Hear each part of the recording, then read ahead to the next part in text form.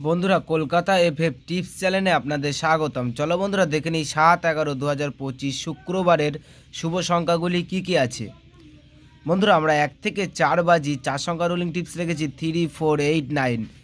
বন্ধুরা এই সেটটা 1 থেকে 4 বাজির মধ্যে শিওর পাস পাবেন।